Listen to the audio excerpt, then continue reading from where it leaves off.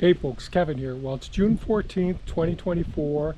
It's absolutely a beautiful day, hardly a cloud in the sky today, a rarity.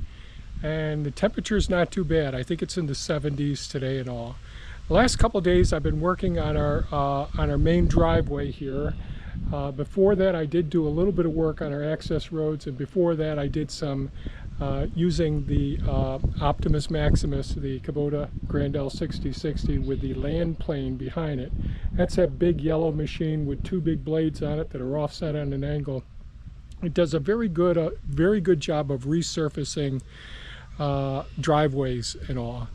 And so the last couple of days I have been resurfacing some of the driveways here. And over the years, so years ago, we put this driveway in, let me see, probably about 40 years ago.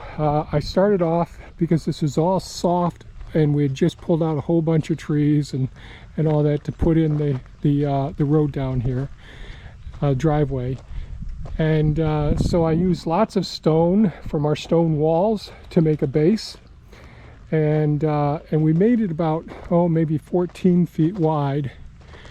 And then probably 30 years ago or 35 years ago, I decided to make it the same width as our garage, 24 foot wide.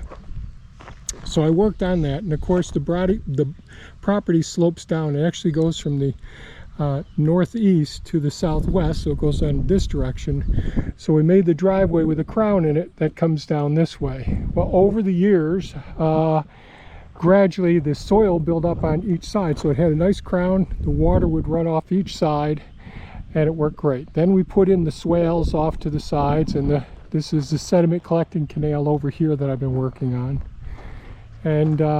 And so it's gotten potholes in it from the big trucks that come. They take off at different times and really spin their wheels, their dual wheels and all. So I got the land plane out and went over the surface of it. Now we've had some screened gravel, meaning that it's removed a lot of the larger stone, put on this. I'm thinking that was probably 15 years ago, and maybe a little bit about 10 years ago.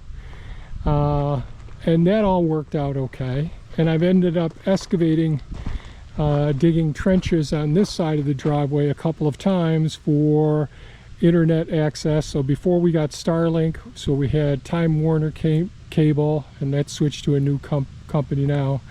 But I put conduit down in here. We've got electric lines down here. We got power going to our transformer as well on this side of the driveway. So it's been excavated several times, and it has a lot of the base old stone wall in there. So we pop those up as we're working our way. And my ultimate goal on the driveway is to use limestone, using like a 3-inch stone as the base, and rebuilding a good solid foundation up again. And then using everything from limestone, fine granules to sand-like material, all the way up to 1.5 to 2-inch stone. So that will really make a nice solid, be almost like a good paved driveway in a sense. But the limestone has gone up in price, and its availability where we are right now is very limited. So I'm going to go back to screened gravel for this year. I'm going to try and get a few loads just to bring up the crown again and dress off our sides. So I have been, so the lawn, I don't know if you could see, there's a transition in color here. So there's more topsoil in this side here. So I've been digging out the topsoil as we go. And on this side, it's really built up over the years, the topsoil. So now what I'm doing is I'm using the track loader, the Hulk, the Takeuchi TL12V2. You know, this guy's a real beast. And I'm using Elon, the excavator. That's a Takeuchi TB290. And I put my grading bucket on it so that I can change the angle as I'm going. Eventually, since it goes abruptly here, I need to sweep this over, make it a more gradual slope, but also curve it here till it goes down the swale that I've got over there. So there's more work there, but right now I'm peeling out the lawn and the topsoil that's here. So you can see there's quite a bit of topsoil in this. And we'll just get the driveway till it's 24 feet wide again. So from the outside of that pillar to the outside of that pillar. But it's taken me a couple of days because we're doing other things at the same time. And so we'll pull all of this material out. Up there it even gets deeper, the topsoil. So I've really got to do some shaping. I may end up having to put a couple of swales that go with the slope of the property, going on an angle like this in this direction. But we do have the wood chips getting delivered here, so we don't want the soil getting so loose. So we want to control the water so that the ground can firm up here, so when the traffic pulls up, it'll work out okay. So that's what I'm doing right now. So I use Elon to tear up the sod here and just keep pulling it backwards. And then I use the Hulk to scoop it up, and this is the material's going down next to the beaver ponds.